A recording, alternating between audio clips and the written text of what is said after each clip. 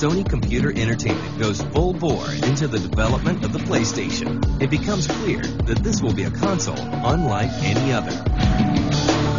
The biggest feature of PlayStation was going to be the real-time 3D graphics technology.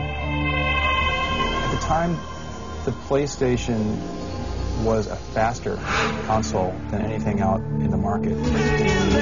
You could push more polygons. It gave developers a larger toolbox to work with than any of the competing consoles. And of course, it used CD-ROMs. After watching the failure of systems like the 3DO very closely, Sony realizes that processing power alone isn't enough to come out on top in the world of video games. We looked at the business models of all of the companies that have been in the space or tried to get in the space, and we asked ourselves, could we do this better? The biggest problem that we had was that the market in 1993 was dominated by Sega and Nintendo. They pretty much had it sewn up between them. So any new entrant into the market had to do something pretty dramatic and pretty special. Sure, we had the system, sure we had the hardware, but it doesn't mean anything unless you have games. Nintendo already had Miyamoto, and he was a genius. Sega, they already had their arcade games, but Sony, what do they have? They don't have a genius developer or arcade games they're making, so they had to find software somewhere. We knew that in order to be successful, we had to capture the hearts and minds of the developers and the publishers equally. So what they did was they went on a very aggressive campaign to all the developers to... If Sony had not brought hardware to the video game industry, I think the industry would be a lot smaller than it is right now. Enough to really differentiate the system and show that it was a 3D-based system, and it really blew everybody away. But at first, a lot of developers were dead set against it, mainly because it was high technology, it was 3D, and a lot of game companies were still making 2D games, and they said that's going to be so expensive to make 3D games, no way we can afford it, and it's going to be very hard. Fight one! Ready? Go! One game that changed it and helped Sony, ironically, was Virtua Fighter. Sega announced Virtua Fighter for the first time, and that completely opened up eyes of other publishers that showed that 3D graphics can be applied to other types of games. All of a sudden, it was a leap. I couldn't keep up enough of the companies that were coming to us. They were asking us, can we do this? Is it possible to do this? Everybody wanted to work on the system. Sony does everything it can to round up third-party developers to support the PlayStation and is able to sign 250 in Japan alone. The first task for me was managing the third-party departments to recruit and help support third parties like Namco. My target was to get as many publishers and many popular title franchises to become available on PlayStation. Sony also spends $48 million to purchase Psygnosis, the European developer behind Lemmings, and changes its name to Sony Interactive Entertainment. In December of 1994, Sony releases the PlayStation, now without an X, in Japan. The success in Japan was almost instantaneous. Another 3 months to get to the million mark in Japan. And I remember the then chairman of Nintendo saying that if we ever got to 1 million units, he would resign because he clearly knew nothing about the games business. It took him a few more years to actually get around to it, but I thought it was a great statement. The next step is ensuring a successful launch in the US and Europe.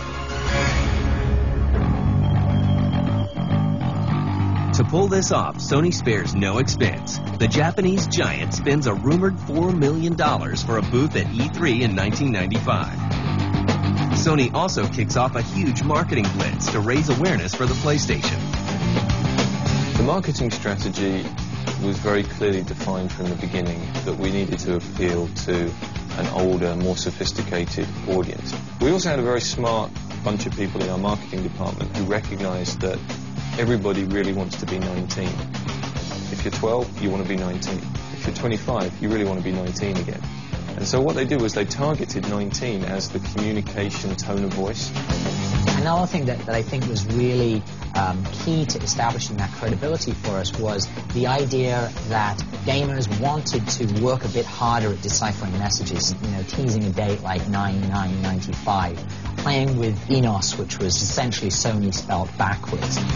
Sony was saying games are a lifestyle, and we're going to promote and work it from a lifestyle perspective. We very deliberately stayed away from making SONY, the Sony brand, a big part of the communications message. The initial tagline of "You are not ready" was the first big step that we took in saying, this is not your parents' Sony brand.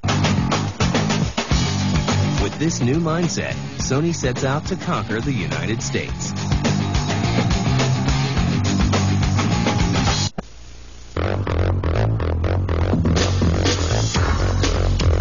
After a nationwide marketing blitz unlike any other, Sony launches the PlayStation in the United States on September 9th, 1995.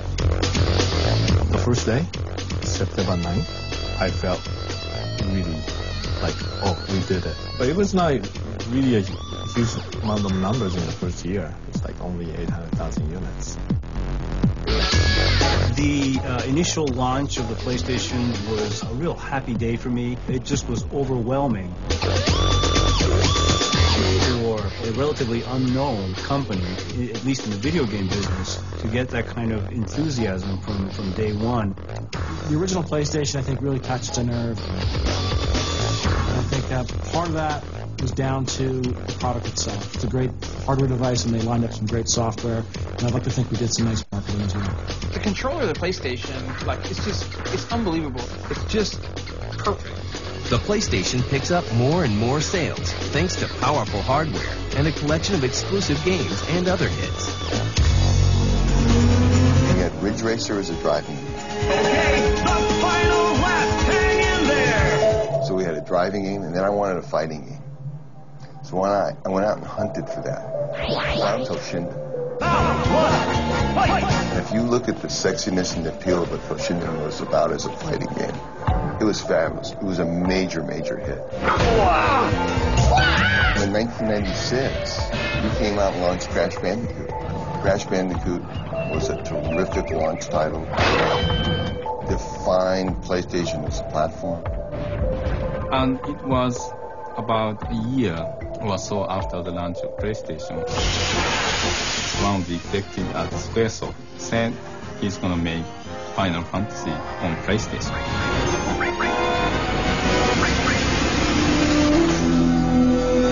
At that point, I felt that all the tides will change. The PlayStation proves to be a juggernaut that plows through all competition. The Saturn launched before PlayStation in 1995, which was the wrong time to launch. Also at a very expensive price point.